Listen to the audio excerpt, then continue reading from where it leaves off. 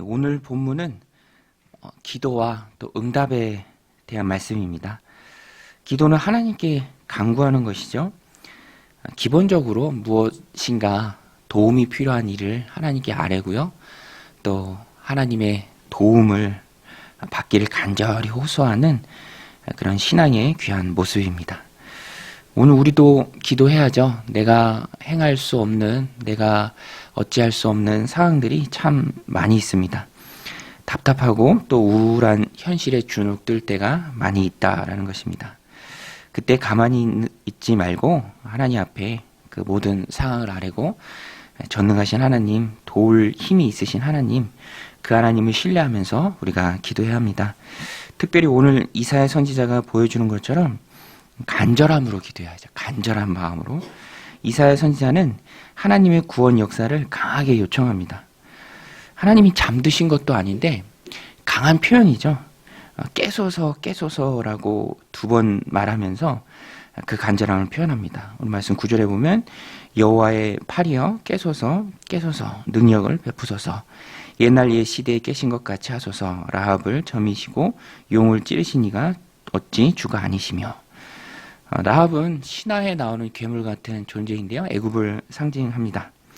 또 뒤에 절에도 나오는데 깊은 바다의 길을 여신 하나님. 10절 말씀에도 보면 바다를 넓고 깊은 물을 말리시고 바다 깊은 곳에 길을 내어 구속받은 자들을 건너게 하신 이가 어찌 주가 아니시니까. 출애굽할 때 홍해를 건너는 그 일들을 하나님께 말씀드리면서 그때 그렇게 구원하신 그 하나님께서 오늘 우리가 처한 이 어려운 가운데 우리를 건져주소서라고 간절히 기도합니다. 배경은 바벨론의 포로가 되는 시기죠. 그때 어렵고 힘들고 온갖 두려움에 떨고 있을 때 사람들의 억압을 받을 때 하나님 앞에 간절히 기도할 것이다. 또 기도해야 된다라고 예언적인 말씀으로 이사야가 말씀하고 있는 것입니다. 핵심은 기도죠. 기도는 하나님의 능력을 신뢰함으로 하나님께 구하는 것입니다. 우리도 문제에 부딪힐 때 그 문제에 대해서 해결할 수 있는 권한이 있는 사람, 능력이 있는 사람, 그 사람에게 무언가를 요청하죠. 도울 힘이 없는 사람이라면 굳이 의지하지 않습니다. 기대도 하지 않고요. 굳이 도와달라고 말을 하지도 않습니다. 그 사람의 능력을 알기에 그러는 것이죠. 도울 힘이 있는 사람에게 손을 내미고요. 또 그 사람을 의지하는 것처럼 기도도 사람이 할 수 없는 그런 어려운 일을 하나님이라면 하나님은 하실 수 있기에 홍해를 가르시고 또 애굽을 징계하시고 택한 백성들을 이끌어내신 그 하나님을 기억하고 이사야 선지자가 간절히 구하는 것입니다. 그래서 기도는 항상 믿음으로 구하는 것이죠. 그리고 반드시 응답의 확신을 가지고 기도해야 합니다. 오늘 말씀 11절은 간절히 기도한 이사야가 응답에 대한 확신을 가지고 이 자신의 소망을 피력합니다. 지금 시대적으로 보면은요, 이사야 선지자는 유다가 망하기 전에 활동했던 선지자입니다. 그러니까 시대적으로 보면은 아직 유다는 망하지도 않았어요. 그리고 포로로 잡혀가지도 않았습니다. 그러나 글이 완료형으로 쓰였죠. 역사적 완료가 아니라 예언적 완료입니다. 그러니까 이사야는 응답에 대한 큰 확신으로 아직 이루어지지도 않은 그 일에 대해서 응답하실 하나님에 대한 확신을 가지고 말씀하고 있는 것입니다. 믿음은 보이지 않는 것들의 실상이죠.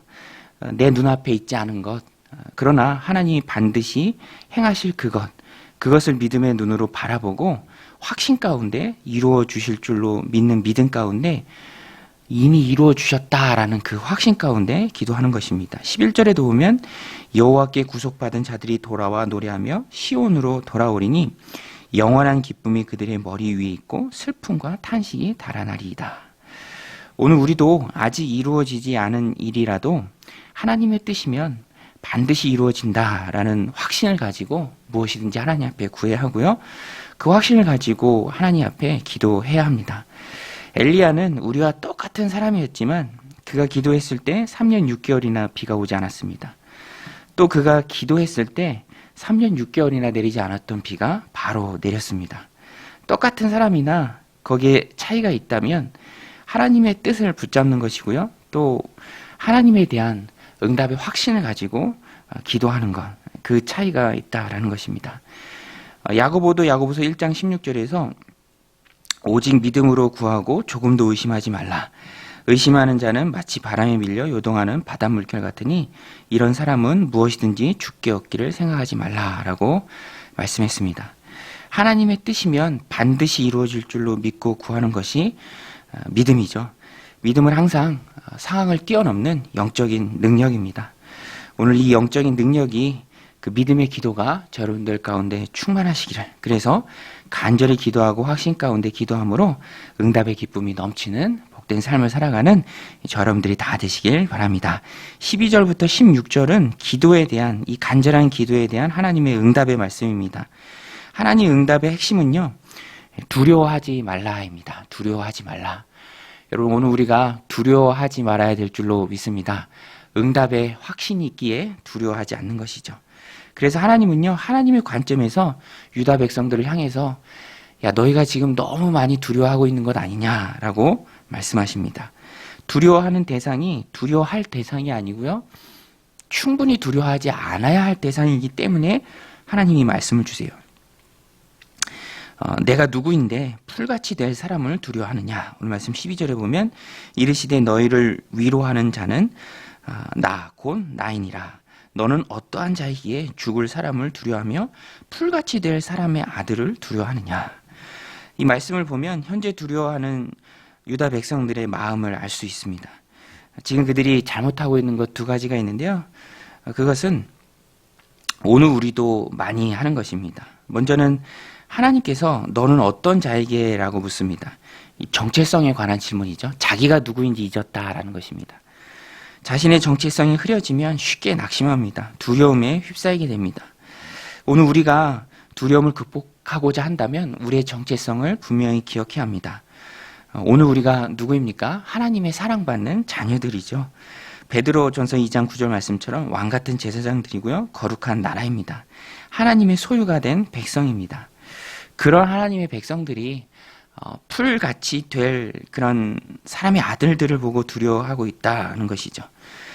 외국에만 나가도 대한민국 여건이 가지는 힘이 있죠. 강대국이라면 그 힘은 더할 것입니다. 믿음직한 나라, 힘 있는 나라가 내 뒤에 있기 때문에 그 나라의 국민들은 행동에 제약이 없습니다. 담대함이 묻어나는 것입니다. 오늘 우리도 그와 마찬가지죠. 천국 백성, 하나님의 자녀들로 이 땅을 살아갑니다. 본국의 강대함이 있기 때문에 오늘 우리는 이 땅을 살아가면서도 두려워하지 말아야죠. 죽어도 하나님 품에서 영생을 시작할 불멸의 구원받은 하나님의 백성이라는 그 신분의 정체성을 가지고 있다면 과도한 염려나 두려움은 온당치 못하다라는 것입니다. 우리의 신분상 맞지 않는다라는 것이죠. 또 한 가지 유다 백성들이 놓친 것은 너무 현실만 바라봤다는 것입니다. 지금 그들을 억압하는 사람들도 결국엔 풀과 같이 될 사람의 아들들 뿐이라는 것이죠. 여기에 사람으로 번역된 말이 에노시인데요. 정말 연약한 사람, 그 사람들의 특징을 꼽을 때 특별히 사용하는 단어입니다. 사람이 아무리 강하다 해도 풀이죠. 풀이 무성한 듯 보이지만 시간이 금방 지나면 금방 사그러듭니다. 그런 사람을 두려워하는 것은 현재만 보기 때문에 그렇습니다. 그러니까 사람 앞에 두려운 것이죠. 열왕기하 6장에 보면 아람 왕이 엘리사를 붙잡기 위해 그가 사는 곳으로 많은 말과 병거들을 보냅니다. 엘리사가 포위되었을 때 그의 하인이 두려워 떱니다. 막 호들갑을 떠는데요, 엘리사가 담대하게 말합니다. 대답하되 두려워하지 말라. 우리와 함께한 자가 그들과 함께한 자보다 훨씬 많으니라 하니라. 실제로 엘리야가 기도했을 때 그때 하인의 영적인 눈이 떠져서 온 산을 가득히 둘러싼, 엘리사를 둘러싼 수많은 불말과 불병거를 보았습니다. 믿음의 핵심은 현실 넘어 하나님의 능력을 바라보는 것입니다. 어차피 세상은요, 다 불타 없어질 것입니다. 세상 권력도 잠깐이고요, 풀과 같습니다. 두려움의 대상이 아니라는 것이죠. 현재만 보기에 두려워하는데 금방 없어질 사람의 아들들과 같은 그런 풀과 같은 사람들 보고 두려워하지 말고 하나님의 아들이신 예수 그리스도, 그분을 온전히 바라보고 힘을 입으다라는 것입니다. 오늘 우리도 믿음의 주여 온전케 하시는 예수님을 바라보면서 두려움을 이기고 세상을 이겨야 합니다. 수요일이 두렵다라는 기사의 제목이 있어요. 수요일이 두렵다. 확진자 수가 주말 영향에서 벗어나는 수요일 날 폭증한다라는 것이죠. 한 달 가까이 네 자릿수를 기록하고 있는데요. 그러나 우리가 잊지 말아야 할 것은 이런 두려운 현실 가운데서도 우리는 말씀의 적용이죠. 그것들이 두려움의 대상은 아닙니다. 믿음으로 극복해야 할 대상이죠. 홍해를 가르시고 당신의 백성을 구원하신 하나님께서 전염병 속에서도 우리를 지키고 구원해 주실 줄로 믿습니다. 만군의 하나님 여호와, 나와 함께 하시는 그 하나님 여호와, 이 믿음만 가지고 있으면 됩니다. 하나님의 뜻이면 우리가 자유하게 될 것이고요. 오늘 말씀처럼 죽지 않고 어려운 일을 만나지 않을 것입니다. 세상을 다스리는 만군의 하나님이 나의 주님이시기 때문이죠. 14절 15절에 보면 결박된 포로가 속히 놓일 것이니 죽지도 아니할 것이요 구덩이로 내려가지도 아니할 것이며 그의 양식이 부족하지도 아니하리라. 나는 내 하나님 여호와라. 바다를 휘저어서 그 물결을 뒤흔들게 하는 자이니 그의 이름은 만군의 여호와니라. 다윗은 만군의 하나님 여호와, 이 이름을 의지하고 모든 사람들을 두렵게 만들었던 골리앗 앞에 당당히 섰습니다. 그리고 그를 물리쳤죠.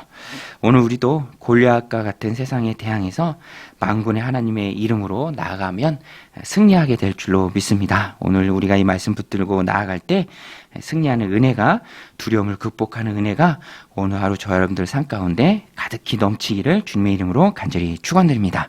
말씀 붙들고 함께 기도할 때 하나님 간절함으로 확신을 가지고 나아가도록 성령님 우리의 기도를 도와주옵소서. 풀과 같은 사람들 두려워하지 않게 하옵소서.